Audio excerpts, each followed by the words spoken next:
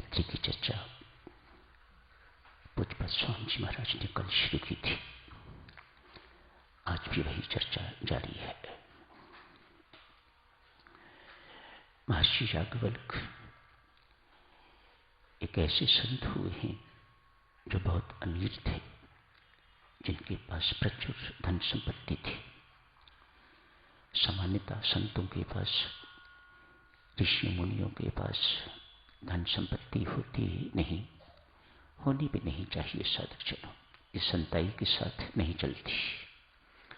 जहां धन संपत्ति का बोलबाला हो जाता है, वहां संताई लोप हो जाती है। प्राय देखने में यही आता है। अतएव संतों महात्माओं के पास धन संपत्ति का होना शोभा नहीं देता। लेकिन ये महर्षि याज्ञवल्क्य एक ऐसे संत महात्मा हैं जिनके पास प्रचुर संपत्ति है, धन है, लेकिन कभी अपना नहीं माना। ये कोई छोटी बात नहीं है। राजा जनक भी, उनको राजऋषि कहा जाता है, ये भी ऐसे ही।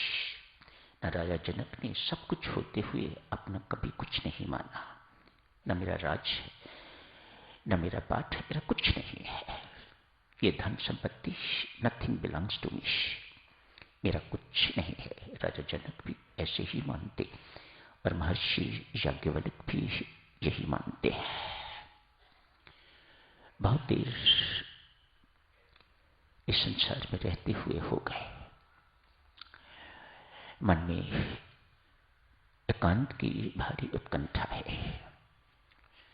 अतएव सोचा, दो पत्नियां हैं, कात्यायनी एवं मैत्री।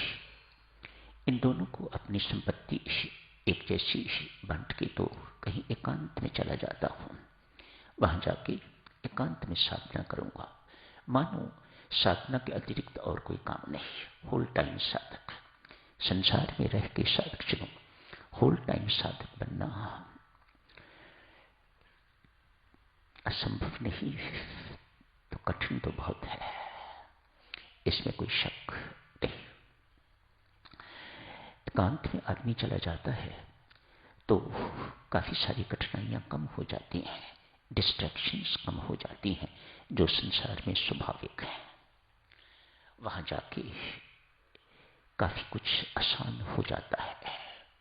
इसलिए हर संत महात्मा एकांतवास करता ही है। उससे उसे बहुत लाभ होता है। उससे तो जो लाभ होता ही है। उसके जो संगी साथी साथ होते हैं, जो साथ भक्त होते हैं, उन्हें कहीं अधिक लाभ होता है, इसमें कोई शक नहीं। दो पत्नियां हैं याज्ञवल्क्य की। कात्यायनी बड़ी पत्नी है। घर के कामकाज में बहुत सुग्र है, बहुत अच्छी तरह से घर का कामकाज करती है, संभालती है। मानो कोई ज्यादा इच्छा नहीं। दोनों बुद्धिमान है, लेकिन ये कम बुद्धि की है। मैत्री अधिक बुद्धिमान है। वह अधिक बुद्धिमान है, इसका अर्थ नहीं है कि वर्ल्डली वाइज है, नहीं। मैत्री वर्ल्डली वाइज नहीं है, कात्यायनी वर्ल्डली वाइज है। तो ठीक है, दोनों में किसी प्रकार का कोई टकराव नहीं है। कोई जैसी साउथ में भाव होते हैं, ऐसा कुछ ईर्ष्या इत्यादि कुछ नहीं है। दोनों प्रेम पूर्वक रहती हैं संत की छत्र छाया में। ये कोई छोटी बात नहीं। एक ही घर में दो महिलाओं का रहना, एक पति, ये कोई छोटी बात नहीं है। मैत्री प्राय पतिदेव से परमार्थ पर चर्चा करती रहती है, अध्यात्म पर चर्चा करती रहती है। घर के कामकाज में कोई रुचि नहीं, शुरू से नहीं है। छोटी है, समझो प्यारी भी होगी, लेकिन कोई रुचि घर के कामकाज में नहीं है। भोगी जीवन भाता नहीं है, अच्छा नहीं लगता। भोगी जीवन से पहले ही मैत्री उपराम है। आज याज्ञवल्क्य जी ने प्रपोज किया है, मैं एकांत में जाना चाहता हूं, साधना करना चाहता हूं, अमृतत्व की प्राप्ति करना चाहता हूं। विशेष शब्द याज्ञवल्क्य जी का कोई फेवरेट है, मैं अमृत को प्राप्त करना चाहता हूं।